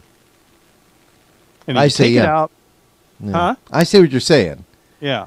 And you take it out and using a USB or whatever, connect it to the computer, and you pull the images off. So somebody with a camera like this would then be able to snap it in the back and then have the same access of your single lens reflex system on a digital. I don't know. It'd be interesting. Probably cost too much money to develop. Yeah, just buy a digital camera. That's why probably then you look at a camera and you say, okay, well this one do 10 megapixels, 18 megapixels. What's important for me as a user? 10 megapixels. I'm not going to be shooting poster stuff. I'm going to be shooting 8x10 if anything. I just want better lenses, better glass, and the ability to add a flash onto the unit and give me some controls. So I want a high-speed shutter for action. So if I go out and do an air show or something like that, I want to have that capability. I just think it would be a blast. Mm-hmm. Yeah, Rover saying in the chat room that idea of mine is my project. Here's what I'm thinking. Because of everything that has come already, and electronic-wise, little things that and they do all of this stuff that the Apollo missions couldn't do, but they cost $5. Why couldn't it at least? I put the question out there. Why couldn't it happen today? Exactly. They could have it. There's so many things out there in the market they could have. So definitely. Anyway. All right, well, listen, that's it for today's show. I'm trying to think, what do we got for next week, Slick? Anything big coming out this week? Not that I can think of. Oh, there is one thing that's tomorrow that we got to mention. Even you can cut me off if you want to, but I got to get this out real quick. All right. Tomorrow they are releasing the Nintendo 3DS. It's going to be available tomorrow. Oh, nice. Let's see. Now in Walmart is having, and it's not probably not in all Walmarts. Double check, but Walmart's having some kind of a promotion, rebate, whatever. You bring in up to 2 of your old Nintendo DS handhelds to certain Walmart stores, and you can receive $100 towards the purchase of the new Nintendo 3DS. To qualify for maximum credit. I'm sorry, what'd you say, Gloria? Wait, she said it costs $500. Yeah, to take the Nintendo 3DS, I think, is running at $250. Gloria. Oh, well, if they're only going to give you $100, there must be a catch. To qualify for maximum credit, your trade-ins must include the unit and the AC adapter. This trade-in promotion, should run through the end of April 30th, or while supplies last. I got a list of, about 10 states here where for sure it's available in. Arizona doesn't seem to be one of them, but they're just real quick. Listen close. Alabama, Arkansas, Florida, Georgia, Kentucky, Missouri, Mississippi, Oklahoma, North Carolina, Tennessee, Texas, and South Carolina. There's going to be a big to-do in New York City, in Union Square at Best Buy tonight. They're doing the midnight countdown. Oh, wow. So you got people camped out in front of it. That's pretty cool. Yeah, it would be nice. I like that. I don't know. Are they giving barf bags to go with the Nintendo DS 3D? Because they say these kids are like, don't let them do it and walk. Tipping the wall. I don't know. I saw Reggie Fils-Aimé. I think is how you pronounce his last name. He's French. Yes. Who is he's one of the big mucky mucks of Nintendo of America. I saw him on Jimmy Fallon. I saw him on some other show, and he was showing it. I expected the 3DS to be a little bit bigger. Maybe it's the model that was released before that had larger screens and dual screens. But this 3DS, it's a smaller gaming unit that fits, in the hand. It's not as large as I expected it to be with dual cameras and everything. Right. Now, that's pretty cool. I like that. All right, so we'll maybe talk about the outcome of that. If we can, let's try and get together during the week and we can present to you those interviews and maybe do a quick rundown of what's midweek, what's happening in technology, if that's cool, and maybe some other projects we get here. Because I know I've got, what have I got? Have I got a couple computers coming this week? Yes, you do. What is wrong with them? Everything. They don't turn on. So we'll see. It's broken. See what we They're find broken. out. Gotta crack some passwords. Oh, I do have to do that, don't I? On one of them. They can't get it to work. What's the deal? They can't get past the screen because somebody put a password in. Piece of cake. If it's a CMOS password, that's a piece of cake. If it's not, then we're screwed. And then you have to transfer there is some some software that'll crack it for you. Yeah, there is, but it's kind of pricey. What was that? And you have to transfer some photos on the Transfer other some one. photos from. I had somebody ask me the other day about making a Blu-ray disc out of some video they shot. And a guy that I work with that does transfers called to ask me what I should charge, what I would charge to do it. Number one, I'd have to go out and buy a Blu-ray burner. We don't have one, but I would do it if it looks like it was going to be regular business. And I told him $50 at the cheapest, and he said that was too expensive. And I said, you got to realize it's the technology. Number one, the media. Number two, the mastering. It's the time involved. Yeah. And he's thinking, well, I only charge $25 for a CD or a DVD.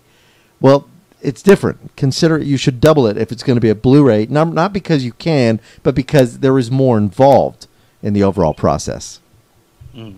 So, something to think about.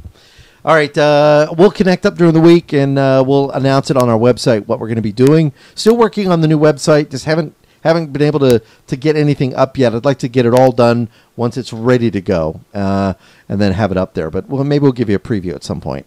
Yay. All right? Okay. All right, Slick, you have a great one. Thank you, everybody, for being in the chat room. I'm Andy Taylor. I'm Gloria. Slick. Now you talk. You wait for Slick to finish. I'm Andy Taylor. Hurry ahead. up, Slick. And I'm not married to Andy, but I'm Slick. And now Gloria's going to talk because she's married to him because she gets to do that. No, she's not married yet. Not yet. She's my concubine. Yeah, what? You're my Look it up. porcupine. And your Woo. porcupine. Woo. All right. I'll talk to you Google it. soon. Bye. Bye. You're so